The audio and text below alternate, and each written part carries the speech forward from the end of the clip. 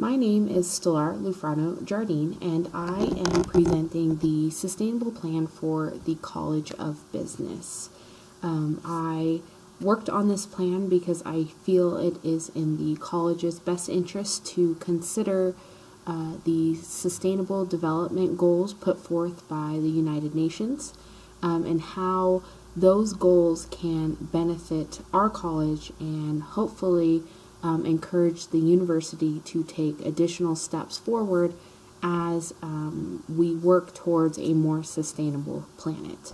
With that in mind, I used the AACSB accreditation. I know our college focuses very heavily on the metrics needed to be accredited. We put it in all of our literature, our marketing, things like that go out and say we are AACSB accredited, and that's very important to our school. So, in mind, pulling from the accreditation standards, it's important within their standards that we stay viable, comply with those standards, and a couple of those key factors were the environment, the interaction and collaboration in support of learning, scholarship, and community engagement. Also in there was the commitment to corporate and social responsibility, so our ability to address, engage, and respond to current and emerging corporate social responsibility issues. It outlined that those issues were diversity, sustainable development, environmental sustainability, and globalization to economic activities across cultures. They also continued with faculty management and support. They want to make sure for us to be accredited that we have well documented and well communicated processes to manage and support our faculty members over the progression of their careers, and that is consistent with our school's mission, expected outcomes, and strategies. And finally, ethical behavior. So our school must encourage and support ethical behavior by students, college, faculty, administrators, and professional staff. So with that in mind, I wanted to outline our 5-year development goals. I used the 3 pillars of sustainable development, or the triple bottom line approach, where we consider sustainable development to not only be economic sustainability, but also environmental sustainability and social sustainability. So by using all of these different factors, we get to a good place of sustainable development that is very holistic. So with that in mind, I felt that these were the 5 goals that the College of Business can achieve in the next 5 years. So I considered quality education, industry, innovation, and infrastructure, decent work and economic conditions, responsible consumption and production, and partnerships to achieve goals. Kicking off quality education, I felt that this one should be considered our top development goal because this is what we provide as a college. And we, again, with the AACSB, other awards our college has won, rankings that we have in Newsweek and things like that, that we significantly strive to make sure that we are providing quality education to everyone that is enrolled within the College of Business. And really, we do this for the entire university to make sure that all those students on campus or through electronic means get the most out of their experience with the university. So with that, we want to consider better education leading to better jobs, leading to better lives. And really, this puts an emphasis on career services. So increasing those services to students during their first year of college is incredibly important. And we found that through those development initiatives through the UN, they outline strengthening economic development of the region. So in going back to that, we can offer better employment for our students, our international graduates. Again, everyone that comes through the College of Business and seeks a better quality of life after they graduate with us. We also should consider ways to educate outside our normal classroom operations.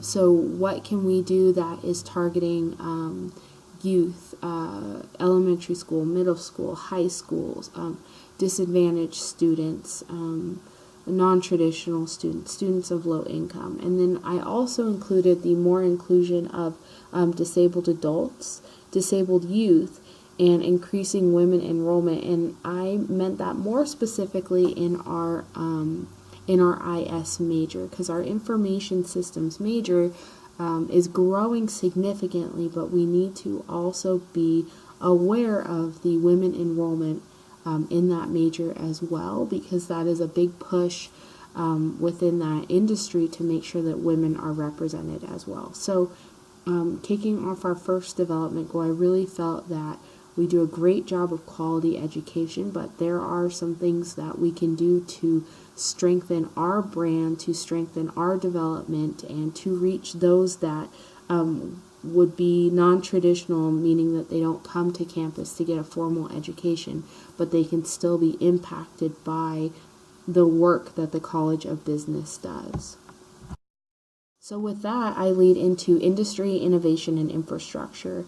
And really, and this can fall back on the Career Services Department, but the time dedicated to research the next industry revolution is needed because we need to plan in 4-year increments. We assume that our freshmen that are coming in the fall of 2018, that we know what types of jobs they will get when they graduate 4 or 5 years from now.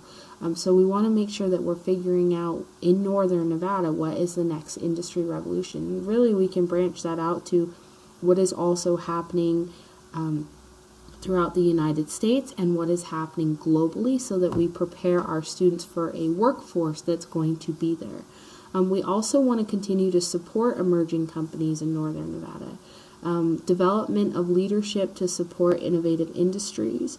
I find that this is key because there needs to be more training on changing environments. And these companies that come into Northern Nevada that have a different culture, that are more technology-based, cyber security based, things like that, need to be considered in how we're going to help those industries lead, because they're not a typical Northern Nevada type company. We've seen a lot of distribution centers, production companies open up here, but this kind of tech group that has now come into Northern Nevada also has to be considered. So we need to be able to support those engineers and environmental scientists and computer scientists within the scope of the management and leadership skills we have built in the College of Business. And this was a fantastic quote here in order to consider what accounts for this employment. So small and medium-sized enterprises that engage in industrial processing and manufacturing are the most critical for the early stages of industrialization and are typically the largest job creators. They make up over 90% of businesses worldwide and account for between 50 to 60% of employment. And so again, looking ahead at what is going to change our industry and what is going to help employ our graduates and those that, again, may be underserved is what we should be looking at going forward. With that, I tie into decent work and economic conditions. Obviously, with these companies moving in, companies we aspire to have in Northern Nevada, and companies that have been established here for a very long time need to adhere to decent work and economic conditions.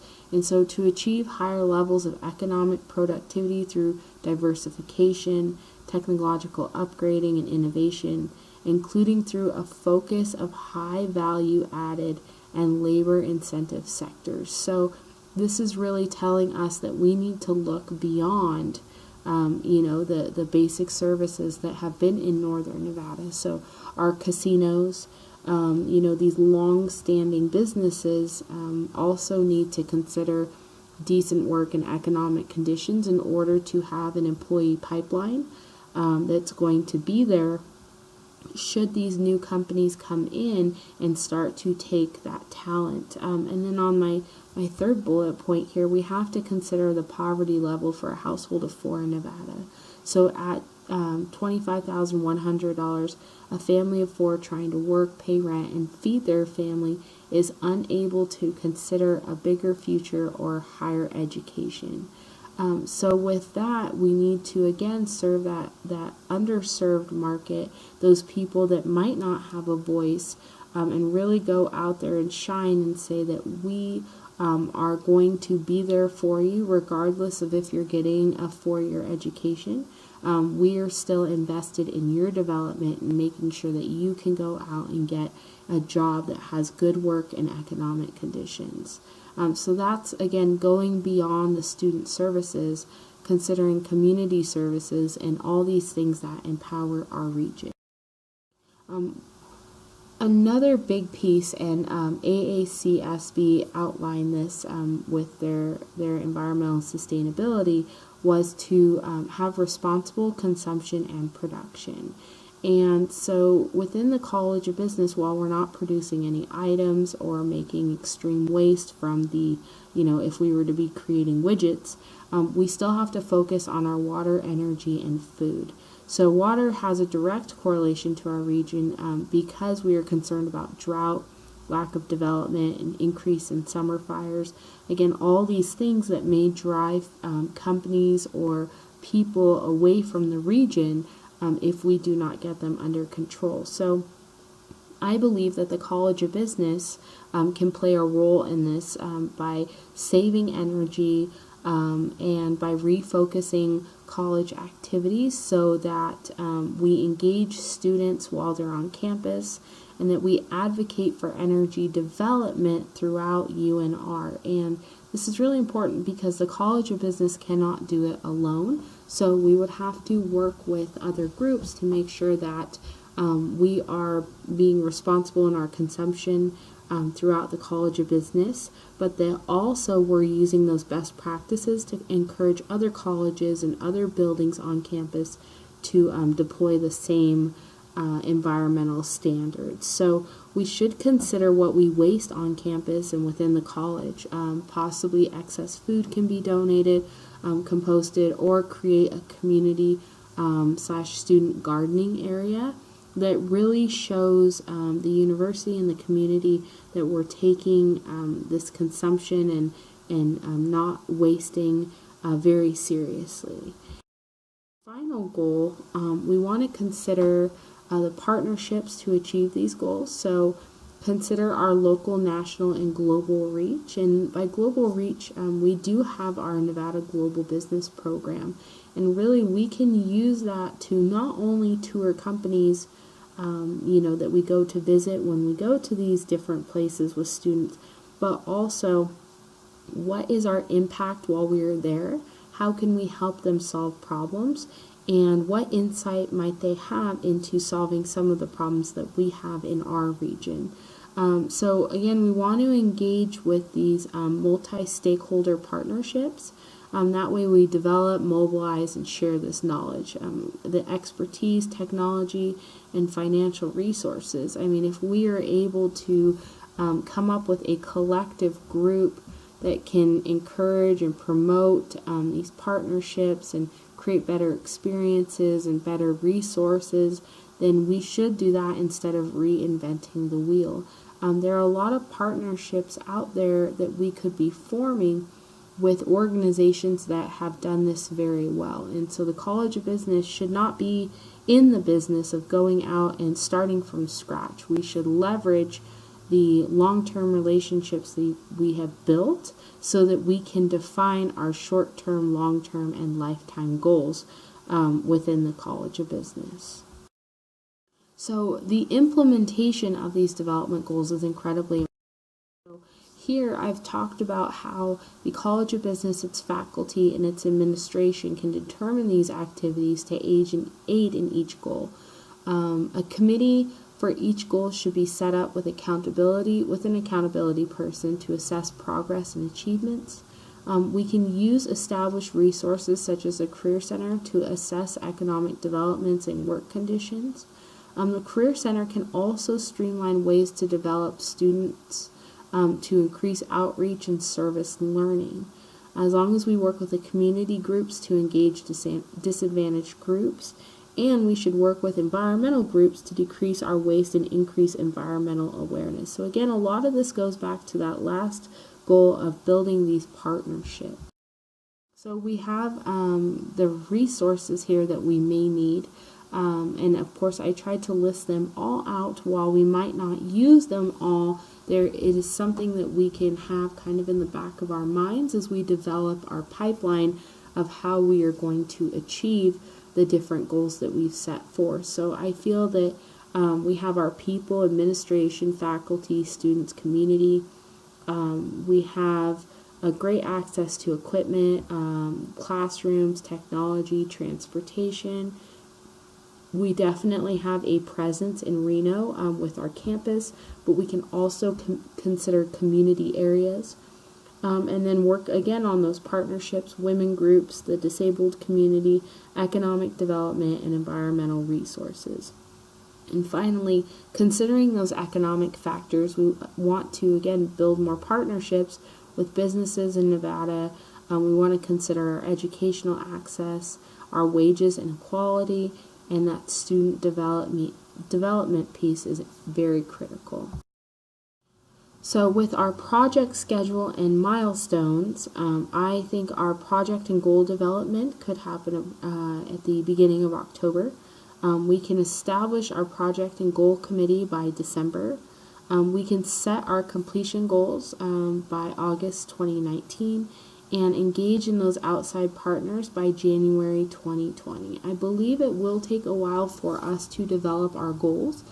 Because that will also include research as to what type of work we're looking to achieve and the metrics that we're set out to accomplish. So there's a larger gap in between August 2019 and January 2020 because the expectation there is that we really outline everything that we're capable of doing and make the business case for why we're doing it in the first place, who we will impact, what our measurements will be.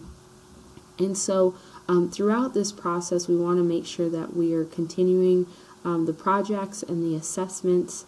We can have a larger assessment about a year from when we engage our outside partners, and then again, we will continue that assessment through 2023. And then the final, which I find very critical piece, is our achievement through leadership. And within the College of Business, we are hoping to develop students that then graduate and then can take on high-level positions that require them to use their critical thinking skills and communication skills and different things that businesses need in order to solve this very real global problem. So I felt that a critical success factor to these sustainable universities was the participation that we can have, the stakeholders, the shareholders, and the democracy that we set in being able to achieve these. And so we have to be aware of high workloads, differing priorities, and ultimately that can all make sustainable development difficult to achieve. I also put in there the additional research shows that pro-environmental behaviors in leaders supported and made an impact on how employees acted. So our leadership really needs to play a significant role in how they are developing these goals and these metrics and these partnerships so that employees then jump on board to executing what leadership is hoping to achieve. So without this critical piece, we will go from an idea to how we will manage this project to it falling flat if there is not enough leadership to push it forward. So I felt that this was a critical piece to add because as I'm talking to you, leaders within the College of Business, I felt that this is something you can actively do to make sure that the work is getting done in the next 5 years. So with that, I would like to thank you for your time. I appreciate you allowing me to look up ways that we can not only increase our metrics for accreditation, but ultimately how the College of Business can set itself apart from the competition, from those out in the community that are really leading the charge. And I think we can help bring a better awareness within our community, within our country, within the world as to what it is the College of Business can accomplish. Thank you for your time.